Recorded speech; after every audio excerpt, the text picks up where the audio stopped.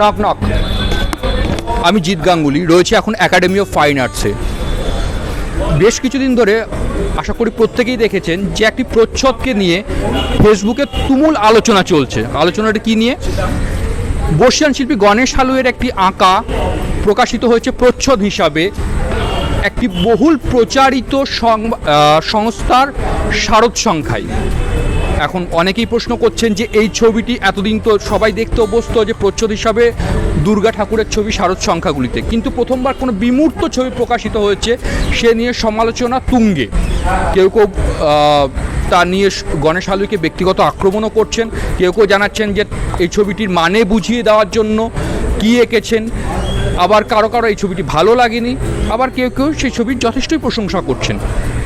এই সমালোচনা, বিতর্ক, তর্কের মধ্যে দিয়ে একটি খোলা চিঠি প্রকাশিত হয়েছে, যেখানে স্বাক্ষরের জায়গায় গণেশ হালুইয়ের স্বাক্ষর নকল করে প্রকাশিত হয়েছে এবং সেখানে দেখা যাচ্ছে যে গণেশ হালুই ক্ষমা প্রার্থনা করেছেন, কিন্তু এটি সম্পূর্ণই একটি ভুয়ো চিঠি। গণেশ হালুই এই ধরনের কোনো রকম চিঠি প্রকাশিত করেননি এবং শিল্পী এই মুহূর্তে তার শারীরিক অসুস্থতাও রয়েছে এরই মধ্যে। তারই প্রতিবাদে এই যে নকল চিঠিটি প্রকাশিত হয়েছে এবং যে হারে ওনাকে নিয়ে কুরুচিকর মন্তব্য সোশ্যাল মিডিয়ায় চলছে, তারই প্রতিবাদে ওনার ছাত্রছাত্রী থেকে শুরু করে শিল্পরসিক এবং শিল্প সমাজের সাথে যুক্ত মানুষেরা একাডেমিতে আজ একত্রিত হয়েছেন এবং তারা একটি লিখিত দরখাস্ত রাজ্যের মুখ্যমন্ত্রী এবং লালবাজার সাইবার ক্রাইম ডিপার্টমেন্টকে দিচ্ছেন স্বাক্ষর করে, যে এর বিরুদ্ধে একটি পদক্ষেপ নেওয়া হোক, যেখানে তার স্বাক্ষর এরকম করে ডুপ্লিকেট করে একটা খোলা চিঠি ফেসবুক মাধ্যমে ছেড়ে দেওয়া হয়েছে। কারা রয়েছে এর পেছনে, তার প্রতিবাদে আজকে অনেক শিল্পী সমাবেশ হয়েছে, আমরা তাদের সাথে কথা বলে নেব। আপনারা দেখুন এবং এই ভিডিওটি আপনারা পৌঁছে দিন এত পরিমাণে শেয়ার করে এই ঘৃণ্য অপরাধের প্রতিবাদে। আসলে যেটা কথাটা বলা যায়, গণেশ হালুই এমন একটা নাম, এর নাম যারা শুনেছে ইতিমধ্যে, তার কাজকর্ম যারা দেখেছেন, তাদের কোনোভাবেই গণেশবাবুর কোনো ছবি নিয়ে বিতর্কের জায়গা আসার কোনো জায়গাই নেই। কারণ মজার ব্যাপারটা হচ্ছে কারা বলছেন এই জায়গাগুলো, তারা কতটা ছবি দেখেছেন, কতটা শিল্পের ইতিহাস পড়েছেন, সে বিষয়ে যথেষ্ট সন্দেহ থেকে যায়। আমাদের এখানে যেটা সবচেয়ে ভয়ঙ্কর ব্যাপার যেটা হয় যে একটি ছেলে ধরুন একটি প্রতিষ্ঠান থেকে সে 7-8 বছর ক্লাস করে সে ছবি আঁকা শিখলো, ছবি আঁকা শিখেই সে আর্টিস্ট হয়ে গেল এমনটা নয়, কিন্তু তারপরে কিন্তু তার একটা দীর্ঘ অনুশীলন থাকে, অন্তত 15-20 বছর, 25-30 বছরে তার একটা অনুশীলন থাকে। তারপরে সে মনে করে সে যে ছবিটা এঁকেছে, যেটা আঁকা হয়েছে, সেটা দেখানো গেলেও যেতে পারে। কিন্তু মজার ব্যাপার যে যারা জীবনে কোনোদিন ছবি দেখেনি, মানে ছবি আঁকার জন্য যেমন একটা পাঠ লাগে, ছবি বোঝার জন্যও একটা শিক্ষা লাগে। যারা জীবনে কোনোদিন ছবি দেখেনি, ঘরে বড় যে লক্ষ্মীর বা দুর্গার ক্যালেন্ডার আছে, খুব বেশি হলে কিছু মহাপুরুষের ক্যালেন্ডার আছে এবং সেই ক্যালেন্ডারগুলো অত্যন্ত কুৎসিত, এগুলোই তাদের হচ্ছে ছবির পাঠ। তো তারা এরকম একটা ছবি দেখার পরে তাদেরকে তাদের যে জায়গা না, সেই জায়গায় এসে মন্তব্য কেন করতে হয় বোঝা যায় না। আর যেটা এই যে যেটা গণেশবাবুর ছবি জাল করে যে চিঠিটি এখানে এসছে, সেটাও তো মৌলিক নয়। এটা সত্যজিৎ রায়ের একটা গল্পে ছিল, জানি না সত্যজিৎ রায় কেন এই ধরনের গল্প লিখেছিলেন, হয়তো কম বয়সেই লিখেছিলেন, এবং সে গল্পটি ছাপা হয়েছিল আপনার আনন্দ মেলাতে। যখন আনন্দ মেলাটা মূলত কিশোর কিশোরীদের একটা জায়গা, সেখানে ওই গল্পের মাধ্যমে একটা ভুল বার্তা গিয়েছিল বলে আমার মনে হয়। একটা রং মুছতে মুছতে সেটা ছবি হয়ে যাবে, এই মজা অ্যাবস্ট্রাক্ট আর্ট কি এতটাই খেলো? অ্যাবস্ট্রাক্ট জিনিসটাকে তো একটু বুঝতে হবে, ছবি দেখাও শিখতে হবে। যে ছবি কোনোদিন দেখলো না সে ছবি নিয়ে মন্তব্য করে যাবে। বহু লোকই বলে আপনারা যা ছবি আঁকেন না, তো আমরা ঠিক বুঝতে পারি না, এমনভাবে বলে যেন তার না বোঝাটাই গর্ব। তিনি বুঝতে পারেন না তার মতো করে আমরা আঁকতে পারিনি। না বোঝার লজ্জা তার মধ্যে নেই, না বোঝার গর্ব আছে। এটা ছবি নিয়ে দীর্ঘদিন চলছে, কিন্তু এই ধরনের কুৎসিত একটা ব্যাপার। এবং আমি যতদূর শুনেছি এর মধ্যে নাকি কিছু কিছু শিল্পীও আছে, তারা তারা নাকি ছবি আঁকে। এটা ব্যক্তিগত আক্রোশ না কোন জায়গাতে এই বয়সে এসে গণেশ হালুইয়ের মতো একজন শিল্পীকে প্রমাণ করতে হবে তিনি কীরকম আঁকেন? এটাই তো একটা ভয়ঙ্কর লজ্জার ব্যাপার আর কি। এটা তো সর্বস্তরের এটা একটা ভীষণ রকমের মানে প্রতিবাদ ভীষণ জরুরি। নাহলে এগুলোকে মানে শব্দ হয়তো একটু খারাপ লাগবে, এরা লুম্পেন ছাড়া আর কিছু নয়, এরা অ্যান্টি সোশ্যাল, এদের বিকৃতি আছে, নাহলে এরকম শব্দ কেউ ব্যবহার করতে পারে না। আমি অনিরুদ্ধ মুখার্জি, চিত্রশিল্পী। গণেশ হালুই করা যে প্রচ্ছদ আনন্দবাজার পত্রিকায়, সেইটা নিয়ে অনেক বিতর্ক হচ্ছে, যে বিতর্ক কখনোই কাম্য নয় এবং সেটা ব্যক্তিগত আক্রমণের পর্যায়ে চলে গেছে, যার জন্যে আমরা তার ছাত্ররা আমরা তার প্রতিবাদ করছি, তীব্রভাবে প্রতিবাদ করছি। এমন একটি চিঠি, খোলা চিঠি নাম দিয়ে একটা খোলা চিঠি ঘুরে বেড়াচ্ছে যেটা তার নয়, এবং তার নাম নকল করে প্রতারণা করে সেই চিঠি বিভিন্ন জায়গায় ছড়িয়ে দেওয়া হয়েছে ইচ্ছাকৃতভাবে। একজন 87 বছর বয়সী একজন চিত্রশিল্পী দীর্ঘদিন ধরে চিত্রচর্চার মধ্যে রয়েছেন, তার শিল্পচর্চার মধ্যে রয়েছেন, তার জীবনে, তার যাপনে সমস্ত মুহূর্তে এই কাজটা করে চলেছেন। তাকে আজকে একটা হঠাৎ করে এমন একটা চিঠি করে দেখা যাচ্ছে যে নস্যাৎ করে দেওয়ার একটা প্রবণতা তৈরি হয়েছে। সেই জন্যে আজকে আমাদের এই প্রতিবাদ, আমরা আগামী দিনে এটা নিয়ে যাচ্ছি, মুখ্যমন্ত্রীকে চিঠি দিচ্ছি, আমরা লালবাজার সাইবার ক্রাইমে এটা জানাচ্ছি কিভাবে এটাকে এগোতে হবে। আমরা ধাপে ধাপে আমরা আমাদের প্রতিবাদ সভা আরও আয়োজন করব। বেশ কয়েকদিন থেকে মানে একটা সোশ্যাল মিডিয়াতে একটা জিনিস বারবার ঘুরপাক খাচ্ছে এবং সেখানে দেখা যাচ্ছে আমাদের বর্ষিয়ান শিল্পী এবং আমাদের সবার নমস্য এই মুহূর্তে সবচেয়ে সিনিয়র শ্রী গণেশ হালুই মহাশয়, তিনি একটি পূজাবার্ষিকীতে তার একটা ছবি সেখানে ছাপানো হয়েছে।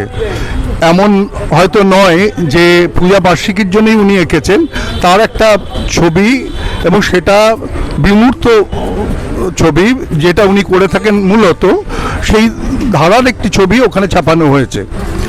তো সেই নিয়ে সোশ্যাল মিডিয়ায় প্রথম দিকে শুরু হয়েছিল যেভাবে, সেটা ক্রমশ বাড়তে বাড়তে এমন একটা নোংরা দিকে চলে গেল যেটা আমরা তাদের কিছুটা উত্তর দিয়ে বোঝানোর চেষ্টা করলাম। তারপরে দেখলাম এটা অভিসন্ধমূলকভাবে ক্রমাগত বেড়ে যাচ্ছে এবং একটি ফেসবুক গ্রুপ থেকে এটা পরিমাণে বেশি এসছে এবং তার জাত তুলেও কথা বলা হয়েছে, অ্যাজ ইফ যে তিনি হালুইকর তার জাত ব্যবসা ছেড়ে ভাতের অভাবে ছবি আঁকতে এসেছেন, এ ধরনের উক্তিও হয়েছে যেটা আইনতই দণ্ডনীয়। এছাড়া ওনার সিগনেচার কপি করে একটা চিঠি তৈরি করা হয়েছে যে তিনি খুব দুঃখিত, এই ধরনের ছবিটা তার ওইভাবে না, এটা ছাপানোর জন্য দুঃখিত, এই ধরনের মজা মশকরা এবং যা খুশি তাই শুরু করে দেওয়া হয়েছে এবং নোংরা কথাবার্তা বলা হয়েছে। আমরা শিল্পী হিসেবে, অথবা আমরা কেন, শিল্পের সঙ্গে শিল্প ভালোবাসে এরকম সকলেই আমরা এটা প্রতিবাদ করতে চাইছি যে, এবং আমরা তাদেরকে অনেককে আইডেন্টিফাইও করেছি যে এই নোংরামিটা কেন হয়ে যাচ্ছে এবং সোশ্যাল মিডিয়াতে এই নোংরামিটা অনেকেই তাড়িয়ে তাড়িয়ে উপভোগ করছে। আমরা প্রত্যেকে তাদের বিরুদ্ধে আমরা বলছি সংযত হন এবং যারা এগুলো শুরু করেছে, যারা এটাকে বেশি পড়ে সরিয়েছে তাদের সাথে। গণেশ হালুইয়ের মতো শ্রদ্ধেয় শিল্পী এবং মানুষ, যিনি এত বছর ধরে নিরলসভাবে কাজ করে চলেছেন এবং শুধু ভারতবর্ষ নয় পৃথিবীর অনেক প্রান্তেই তাকে একজন শ্রেষ্ঠ শিল্পী হিসেবে জানে, তো তাকে যদি কোনো রকম অপদস্থ করার চেষ্টা হয় তাহলে আমাদের শিল্পী সমাজ থেকে তার বিরুদ্ধে প্রতিবাদ অবশ্যই থাকবে। কারণ উনি মানুষ হিসেবেও সবাই আমরা জানি কাছের, যে মানুষ হিসেবেও খুব অসাধারণ, কোনো দিন কারোর বিরুদ্ধে কোনো কটূক্তি করেন না। সুতরাং তার সম্পর্কে যদি এইরকম অপপ্রচার হয়, আর আমাদের একটা আমাদের দুরবস্থা যে ছবি সম্পর্কে সাধারণ মানুষের ধারণাটা একটু স্বল্প এবং তারা তাতে নিজেদের আপডেট করার চেষ্টাটা কম করছেন। তো যদি করেন তাহলে বুঝতে পারবেন ওনার ছবিটা কোন মহান জায়গায় পৌঁছেছে, সেটা আস্তে আস্তে মানুষ নিশ্চয়ই বুঝতে পারবেন এবং একদিন বুঝতে পারবেন যে এই জিনিসটা যেটা ওনার সঙ্গে করা হলো সেটা একেবারেই বাঞ্ছনীয় নয় এবং এটা আমাদের সত্যি একটা লজ্জার জিনিস। নমস্কার। আজকে আমরা একাডেমিতে সমবেত হয়েছি, এটা আমরা স্বাক্ষর কালেকশনস করছি সবার বিশিষ্ট শিল্পী আমাদের মাস্টারমশাই শ্রী গণেশ হালুই। তিনি একটা বুক কভার করেছিলেন কিছুদিন আগে আনন্দবাজারের এবারে শারদিয়ায়, এবং সেই বুক কভারটা হওয়ার পর যেটা যখন পাবলিশড হয় তখন নানা কথা ওঠে, নিশ্চয়ই উঠতেই পারে, কেন ভালো লাগা খারাপ লাগা যে যার নিজের ব্যক্তিগত। এবং যে কোনো পত্রিকা যখন বেরোয় যারা জানেন তারা জানবেন যে সেখানে সম্পাদক থাকে, সহ সম্পাদক থাকেন, শিল্প নির্দেশক থাকেন, তারা মিলে বা তাদের যারা মাতারা থাকেন তারা মিলে সেইটা ভাবনা চিন্তা করেন এবং সেইভাবে কাজ করা হয়। তা আমি যতদূর জানি এই যে বুক কভারটা করা হয়েছে এটা দুর্গার ওপর আঁকা হয়নি। এখানে গণেশবাবুকে বলা হয়েছিল যে আপনি আপনার একটা ছবি দিন, যে ছবিটা দিয়ে এবার এই শারদিয়ার বুক কভারটা করা হবে। তা এরপরে বেরোনোর পর নানা কথা ওঠে, হতেই পারে যে যার ব্যক্তিগত পছন্দ অপছন্দের ওপর এটা নির্ভর করছে, সেটা হতেই পারে। কিন্তু এরপরে যেটা হলো, এরপরে অসংখ্য তাকে গালাগাল, তাকে নানা রকম টোন টিটকিরি এসব দেওয়া হলো। ইনি একজন বিশিষ্ট এবং সবচেয়ে সিনিয়র মোস্ট চিত্রকর ভারতবর্ষের। তো এটা খুবই খারাপ। আমরা যারা ছবি আঁকি আমাদের ক্ষেত্রে যারা সুস্থ শিল্প সংস্কৃতিবান মানুষ তাদের ক্ষেত্রেও খুবই খারাপ। আমরা এর প্রতিবাদ জানাচ্ছি এবং আমরা সই কালেকশনের মাধ্যমে এইগুলো আমরা দেবো মাননীয় মুখ্যমন্ত্রীর কাছে। এই ভাবনা আমাদের আছে এবং এই ভাবনাতেই আমরা কাজটা করছি। মোটামুটি সবাই জানে যে গত কয়েকদিন ধরে সোশ্যাল মিডিয়ায় গণেশ হালুইয়ের একটা প্রচ্ছদকে কেন্দ্র করে কি ঘটছে, এবং লেটেস্ট যেটা ঘটলো, ওনার সই জাল করে একটা চিঠি বাজারে ছাড়া হয়েছে, সোশ্যাল মিডিয়ায় ছাড়া হয়েছে, খোলা চিঠি বলে। অত্যন্ত জঘন্য এবং অপমানজনক, এবং এটা আইনত দণ্ডনীয় বলা যায়। তো আমরা সেই ব্যাপারে সবাই সোচ্চার হয়েছি। তো আজকে আমরা একাডেমি অফ ফাইন আর্টসে এখানে উপস্থিত হয়েছি সবার স্বাক্ষর সংগ্রহের জন্যে। এই স্বাক্ষর নিয়ে আমরা সাইবার ক্রাইম ব্রাঞ্চেও জমা দেবো এবং মুখ্যমন্ত্রীকেও একটা কপি জমা দেবো।